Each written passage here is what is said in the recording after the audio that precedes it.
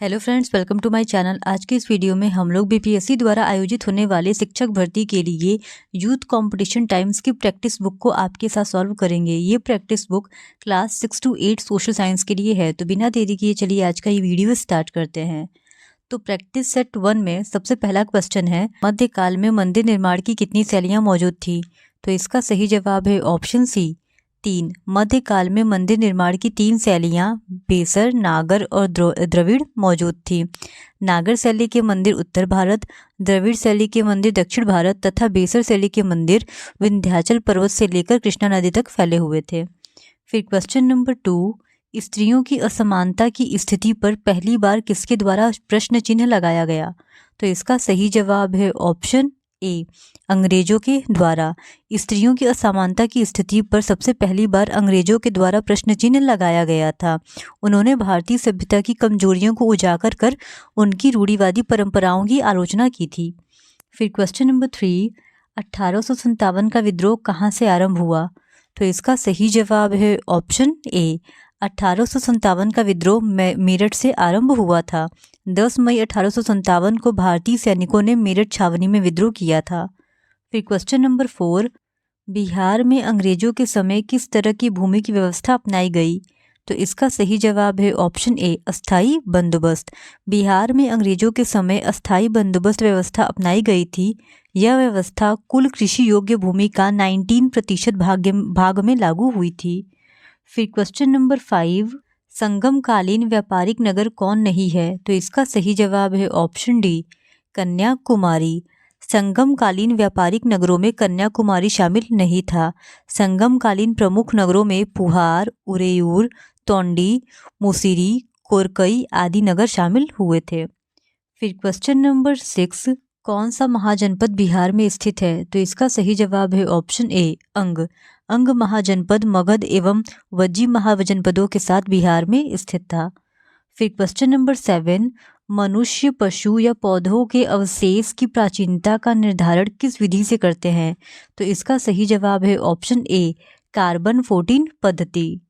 फिर question number 8, सूची 1 को सूची 2 के साथ सुमेलित कीजिए तथा सूचियों के नीचे दिए गए कूटों में से सही उत्तर का चयन कीजिए।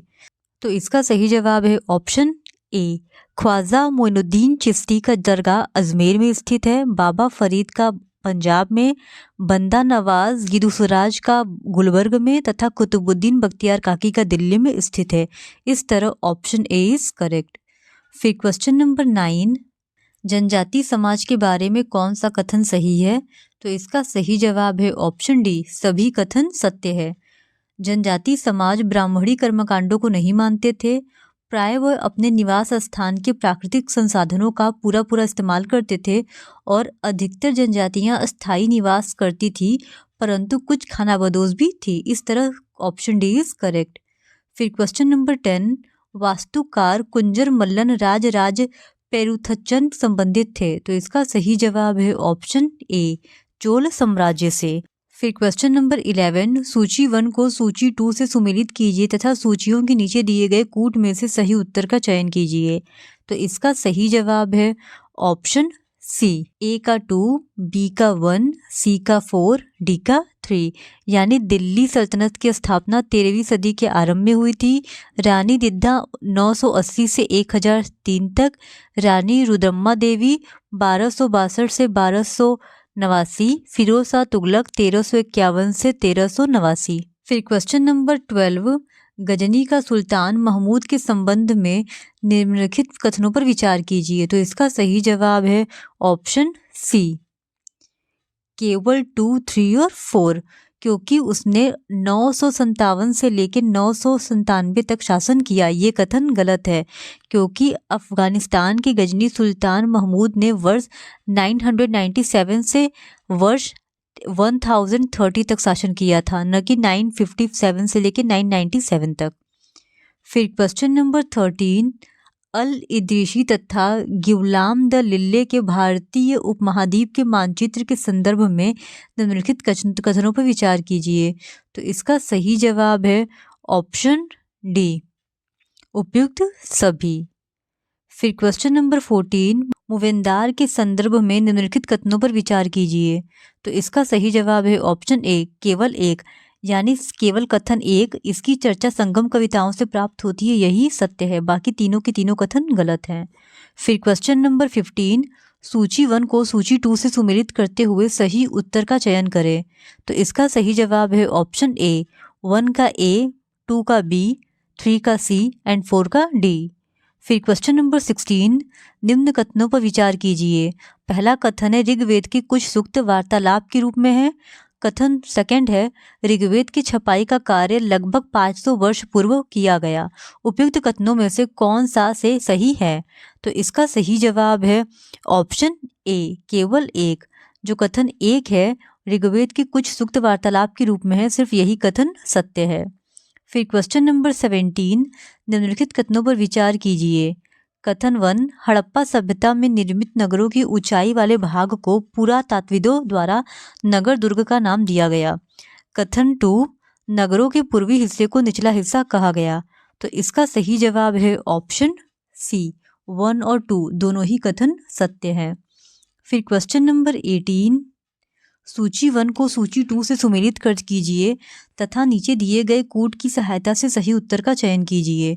तो इसका सही जवाब है ऑप्शन ए का 2, बी का 1, सी का 4 एंड डी का 3 होगा। फिर क्वेश्चन नंबर 19, सूची 1 को सूची 2 से सुमेलित कीजिए। तो इसका सही जवाब है ऑप्शन बी, ए का 2, बी का 1, सी का 3, डी का 4। फिर क्वेश्चन नंबर 20, निम्नलिखित स्थलों पर विचार कीजिए। पहला नर्मदा नदी घाटी, दूसरा उत्तर पश्चिम में सुलेमान एवं किरथर पहाड़ियाँ, तीसरा उत्तर पूर्व में गारो पहाड़ियाँ, चौथा मध्य भारत में विंध्य पहाड़ियाँ। उपयुक्त में से किन स्थलों से मानव विकास के प्रमाण प्राप्त हुए हैं? तो इसका सही जवाब है ऑप्शन डी, उपयुक्त सभी। नर्मदा नदी घाटी, सुलेमान एवं किरथर की पहाड़ियाँ, उत्तर पूर्व में गारो पहाड़ियाँ एवं मध्य भारत में विंध्य पहाड़ियाँ, इन चारों ही स्थल से मानव निवास के प्रमाण प्राप्त हुए हैं। इस वजह से ऑप्शन डी इज करेक्ट। फिर क्वेश्चन नंबर 21, गुलामगिरी नामक पुस्तक के लेखक हैं। तो इसका सही जवाब है ऑप्शन ए, ज्योतिराव फूले। फिर क्वेश्चन नंबर 22, किस वर्ष जॉन के ने स्पिनिंग जेनी का आविष्कार किया था? तो इसका सही जवाब है ऑप्शन सी, 1764 में। फिर क्वेश्चन नंबर 23, किस प्रकार का झंडा बिरसा राज का प्रतीक था? तो इसका सही जवाब है ऑप्शन सी, सफ़ेद। फिर क्वेश्चन नंबर 24, 19वीं सदी के अंत तक निज खेती की व्यवस्था के तहत नील की पैदावार वाली कितने प्रतिशत से भी कम जमीन आती थी? तो इसका सही जवाब है ऑप्शन ए, 25। फिर क्वेश्चन नंबर 25, सूची 1 को सूची 2 से सुमेलित कीजिए तथा सूचियों के नीचे दिए गए कूट से सही उत्तर का चयन कीजिए। तो इसका सही जवाब है ऑप्शन सी, ए का 2, बी का 3, सी का 4 एंड डी का 1। फिर क्वेश्चन नंबर 26, 1757 ईस्वी में प्लासी के युद्ध के दौरान ब्रिटिश सेना का नेतृत्व किसने किया था? तो इसका सही जवाब है ऑप्शन ए, रॉबर्ट क्लाइव ने। फिर क्वेश्चन नंबर 27, इतिहास के संदर्भ में परंपरागत अवधारणा क्या है? तो इसका सही जवाब है ऑप्शन सी, ए और बी दोनों सही है, यानी यह बहुत उबाऊ है, और दूसरा इसमें बस तारीखें रटते चले जाओ। ये दोनों ही अवधारणा इतिहास की परंपरागत अवधारणा है। फिर क्वेश्चन नंबर 28, उभरते हुए उद्योग सनराइज उद्योग के नाम से भी जाने जाते हैं, इनमें किससे संबंधित उद्योग शामिल हैं? तो इसका सही जवाब है ऑप्शन डी, यानी कि उपयुक्त सभी। स्वास्थ्य लाभ, सूचना प्रौद्योगिकी तथा सत्कार तथा ज्ञान, ये तीनों ही उद्योग सनराइज उद्योग के नाम से जाने जाते हैं, क्योंकि ये तीनों ही उद्योग उभरते हुए उद्योग हैं। फिर क्वेश्चन नंबर 29, सूची 1 को सूची 2 से सुमेलित कीजिए। तो इसका सही जवाब है ऑप्शन सी, यानी कि पहले का होगा सेकेंड, बी का होगा 1, सी का होगा 4 एंड डी का होगा 3rd। फिर क्वेश्चन नंबर 30, प्राकृतिक गैस किसके निक्षेप के साथ पाई जाती है? तो इसका सही जवाब है ऑप्शन ए, प्राकृतिक गैस पेट्रोलियम के निक्षेप के साथ पाई जाती है। फिर क्वेश्चन नंबर 31, पेट्रोलियम और प्राकृतिक गैस किस विधि द्वारा धरातल के नीचे से निकाला जाता है? तो इसका सही जवाब है ऑप्शन बी, प्रभेदन। फिर क्वेश्चन नंबर 32, पदार्थों को संसाधन में परिवर्तित करने वाला कौन सा महत्वपूर्ण कारक है? तो इसका सही जवाब है ऑप्शन सी, समय और प्रौद्योगिकी। फिर क्वेश्चन नंबर 33, संयुक्त राज्य अमेरिका के कैलिफोर्निया में किस प्रकार की वनस्पतियां पाई जाती हैं? तो इसका सही जवाब है ऑप्शन डी, भूमध्य सागरीय वनस्पति। फिर क्वेश्चन नंबर 34, सुनामी आने के कारण है? तो इसका सही जवाब है ऑप्शन डी, उपयुक्त सभी। यानी समुद्र तल के नीचे भूकंप आना, समुद्र तल के नीचे ज्वालामुखी उद्गार एवं जल के नीचे भूस्खलन, ये तीनों ही कारण हैं सुनामी के आने के। फिर क्वेश्चन नंबर 35, वायुमंडल में पाई जाने वाली गैसों का प्रतिशत के आधार पर सही अवरोही अधिक से कम क्रम कौन सा है? तो इसका सही जवाब है ऑप्शन सी, सबसे ज़्यादा नाइट्रोजन है, फिर उसके बाद ऑक्सीजन, फिर आर्गन और फिर उसके बाद सबसे अंत में कार्बन डाइऑक्साइड। फिर क्वेश्चन नंबर 36, सूची 1 को सूची 2 के साथ सुमेलित कीजिए। तो इसका सही जवाब है ऑप्शन डी, ए का 3, बी का 2, सी का 4 एंड डी का 1। फिर क्वेश्चन नंबर 37, निम्नलिखित कथनों में से कौन सा कथन सत्य है? तो इसका सही जवाब है ऑप्शन डी, उपयुक्त सभी। पृथ्वी के वायुमंडल का अस्तित्व उसके गुरुत्वाकर्षण बल के कारण है, ये कथन भी सही है। इसके साथ ही साथ वायुमंडल में परिवर्तन होने से मौसम एवं जलवायु में परिवर्तन होता है, ये भी सही है। और पादप एवं जीव जंतु मिलकर जैव मंडल का निर्माण करते हैं, ये कथन भी सही है। इस वजह से ऑप्शन डी, उपयुक्त सभी, हमारा सही जवाब हो जाएगा। फिर क्वेश्चन नंबर 38, विश्व का सबसे ऊंचा पठार है? तो इसका सही जवाब है ऑप्शन ए, तिब्बत का पठार विश्व का सबसे ऊंचा पठार है। फिर क्वेश्चन नंबर 39, उत्तरी अमेरिका तथा दक्षिणी अमेरिका किस स्थल संधि द्वारा जुड़े हैं? तो इसका सही जवाब है ऑप्शन ए, पनामा संधि। फिर क्वेश्चन नंबर 40, सूर्य की सीधी किरणें मकर रेखा पर किस दिन पड़ती हैं? तो इसका सही जवाब है ऑप्शन सी, 22 दिसंबर को। फिर क्वेश्चन नंबर 41, कथन ए, पृथ्वी से चंद्रमा का केवल एक ही भाग दिखाई देता है। कथन आर, चंद्रमा को पृथ्वी के चारों तरफ एक चक्कर लगाने में तथा अपने अक्ष पर एक चक्कर घूमने में लगभग बराबर समय लगता है। कूट का प्रयोग करते हुए सही विकल्प का चयन कीजिए। तो इसका सही जवाब है ऑप्शन ए, कथन ए और कारण आर दोनों सही है तथा आर ए की सही व्याख्या करता है। फिर क्वेश्चन नंबर 42, निम्नलिखित कथनों में से सत्य कथन की पहचान कीजिए। फर्स्ट कथन है, पूर्ण चंद्रमा वाली रात पूर्णिमा होती है। सेकंड कथन है, नए चंद्रमा की रात्रि अमावस्या होती है। तो इसका सही जवाब जो है वह है ऑप्शन ए, केवल एक, यानी ऑप्शन 1 इज करेक्ट।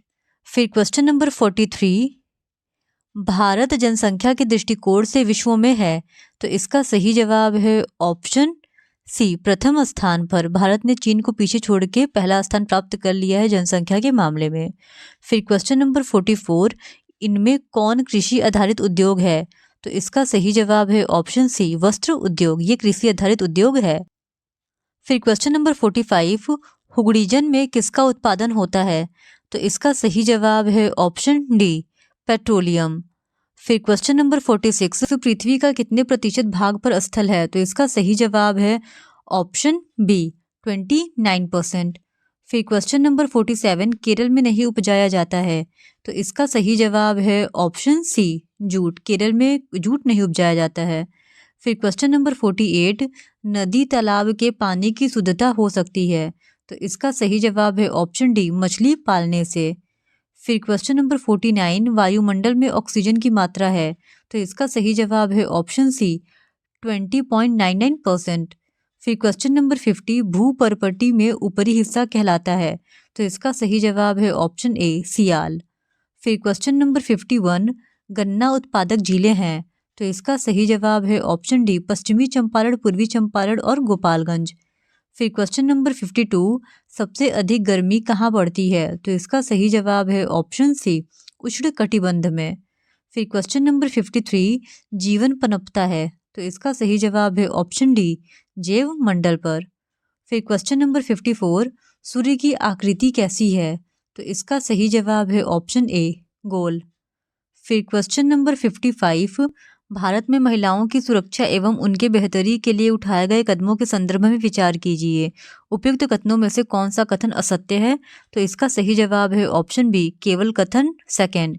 यानी सन 1958 में सर्वोच्च न्यायालय ने कार्य के स्थान पर और शैक्षणिक संस्थानों में महिलाओं के साथ होने वाली यौन प्रताड़ना से उन्हें सुरक्षा प्रदान करने के लिए दिशा निर्देश जारी किए। सिर्फ ये कथन सत्य नहीं है, इसी वजह से सही जवाब हो जाएगा ऑप्शन बी।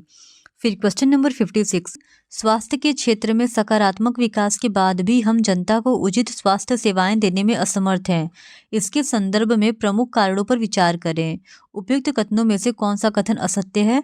तो इसका सही जवाब है ऑप्शन डी, उपयुक्त में से कोई नहीं।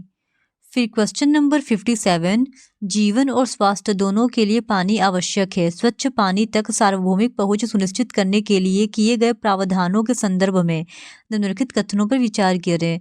तो इसका सही जवाब है ऑप्शन डी, सभी कथन सत्य है। फिर क्वेश्चन नंबर 58, भारतीय संविधान में कई ऐसे प्रावधान जोड़े गए जो कानून पर आधारित शासन की स्थापना के लिए जरूरी थे। पहला है, कानून के शासन का मतलब है कि सभी कानून देश के सभी नागरिकों पर समान रूप से लागू होते हैं। दूसरा कथन है, हमारा कानून धर्म, जाति और लिंग के आधार पर लोगों के बीच कोई भेदभाव नहीं करता है। कथन तीसरा है, भारतीय संविधान में कानून के शासन का प्रावधान ब्रिटेन के संविधान से लिया गया है। उपयुक्त कथनों में से कौन सा कथन सत्य है? तो इसका सही जवाब है ऑप्शन डी, सभी कथन सत्य है। फिर क्वेश्चन नंबर 59, भारतीय संविधान निर्माण प्रक्रिया के संदर्भ में निम्नलिखित कथनों पर विचार कीजिए। यहाँ पे 4 कथन दिए गए हैं और हमको बताना है कि इन चारों में से कौन सा कथन सत्य नहीं है। तो इसका सही जवाब है ऑप्शन सी, केवल कथन तीसरा ही सत्य नहीं है, बाकी तीनों ही कथन सत्य हैं। फिर क्वेश्चन नंबर 60, मौलिक अधिकारों के संदर्भ में निम्नलिखित कथनों पर विचार करें। पहला, न्यायपालिका को मौलिक अधिकारों का संरक्षक कहा जाता है। दूसरा, मौलिक अधिकार सामाजिक मानसिक विकास में सहायक है। तीसरा, सभी मौलिक अधिकार प्रत्येक व्यक्ति को उपलब्ध हैं। नीचे दिए गए विकल्पों में से सही विकल्प का चयन कीजिए। तो इसका सही जवाब है ऑप्शन सी, कथन 1 और 2 सही है। फिर क्वेश्चन नंबर 61, जलियांवाला बाग हत्याकांड घटना कब घटित हुई? तो इसका सही जवाब है ऑप्शन डी, 13 अप्रैल 1919 को। फिर क्वेश्चन नंबर 62, निम्नलिखित में से किसे राष्ट्रीय पार्टी का दर्जा प्राप्त है? पहला है इंडियन नेशनल कांग्रेस, दूसरा है कम्युनिस्ट पार्टी ऑफ इंडिया, तीसरा है राष्ट्रीय जनता दल, चौथा है समाजवादी पार्टी। तो इसका सही जवाब है ऑप्शन ए, 1 और 2 सही है। यानी इंडियन नेशनल कांग्रेस तथा कम्युनिस्ट पार्टी ऑफ इंडिया, इन 2 पार्टियों को राष्ट्रीय पार्टी का दर्जा प्राप्त है। फिर क्वेश्चन नंबर 63, भारतीय राज्य व्यवस्था के संदर्भ में निम्नलिखित कथनों पर विचार करें। पहला है, संसद में केवल राज्यसभा व लोकसभा होती है। दूसरा, प्रधानमंत्री लोकसभा में सत्ताधारी दल का मुखिया होता है।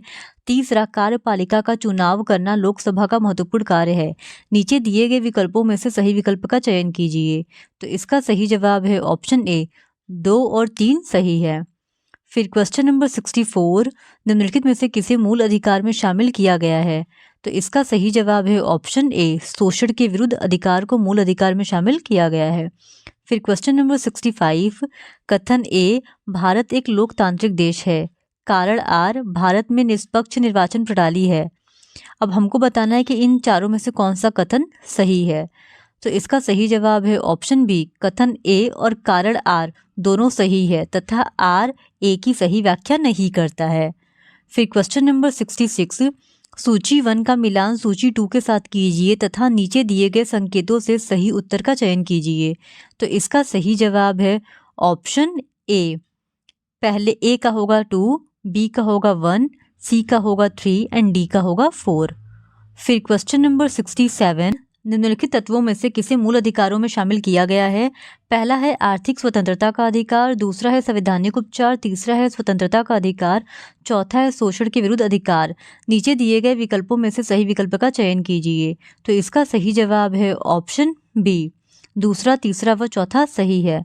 यानी संवैधानिक उपचार, स्वतंत्रता का अधिकार, शोषण के विरुद्ध अधिकार, ये तीनों ही मूल अधिकारों में शामिल है, जबकि आर्थिक स्वतंत्रता का अधिकार मूल अधिकार में शामिल नहीं है। फिर क्वेश्चन नंबर 68, कथन ए, संविधान नियमों का समूह होता है। कारण आर, इससे देश संचालन की पद्धति विकसित होती है। नीचे दिए गए कूट का चयन करके सही विकल्प का चयन कीजिए। तो इसका सही जवाब है ऑप्शन ए, कथन ए और कारण आर दोनों सही है, आर ए की सही व्याख्या करता है। फिर क्वेश्चन नंबर 69, सूची ए का मिलान सूची 2 के साथ कीजिए तथा नीचे दिए गए संकेतों से सही उत्तर का चयन कीजिए। तो इसका सही जवाब है ऑप्शन बी, ए का 2, बी का 1, सी का 4 एंड डी का 3। ये सही जवाब है। फिर क्वेश्चन नंबर 70, सूची 1 को सूची 2 से सुमेलित कीजिए तथा नीचे दिए गए संकेतों से सही उत्तर का चयन कीजिए। तो इसका सही जवाब हो जाएगा ऑप्शन ए का 2, बी का 1, सी का 4 एंड डी का 3। फिर क्वेश्चन नंबर 71, अवमूलित से संबंधित निम्न कथनों में से कौन सा विकल्प सही है?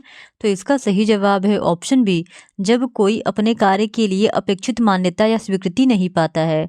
फिर क्वेश्चन नंबर 72, ओपीडी का पूर्ण रूप है? तो इसका सही जवाब है option C, out pension department. फिर क्वेश्चन नंबर 73, संविधान द्वारा प्रदत्त किए गए समानता के अधिकार को कितने तरीके से लागू किया जाता है? तो इसका सही जवाब है ऑप्शन सी, ए बी दोनों के द्वारा, यानी विधि के द्वारा भी और सरकारी योजनाओं के द्वारा, इन दोनों ही के द्वारा समानता के अधिकार को लागू किया जाता है। फिर क्वेश्चन नंबर 74, भारत के ग्रामीण क्षेत्रों में आजीविका के संदर्भ में निम्नलिखित कथनों पर विचार कीजिए। पहला है, मध्य भारत के कुछ गांवों में खेती और जंगल की उपज दोनों ही आजीविका के साधन है। दूसरा है, ग्रामीण क्षेत्रों में कृषि के साथ पशुपालन भी आजीविका का प्रमुख साधन है। तीसरा है, ग्रामीण परिवारों में से करीब 40% खेतिहर मजदूर हैं। चौथा है, समुद्र तटीय क्षेत्रों में लोग कृषि के साथ मत्स्य पालन भी करते हैं। तो इसका सही जवाब है ऑप्शन डी, उपयुक्त सभी। ये चारों के चारों ही कथन सही हैं। फिर क्वेश्चन नंबर 75, भारत विविधताओं से भरा देश है। भारत में विविधता किन किन रूपों में परिलक्षित होती है? पहला, भाषाई एवं खान पान के रूप में। दूसरा, सांस्कृतिक एवं धार्मिक रूप में। तीसरा, अमीरी गरीबी के रूप में। और चौथा, जाति व्यवस्था के रूप में।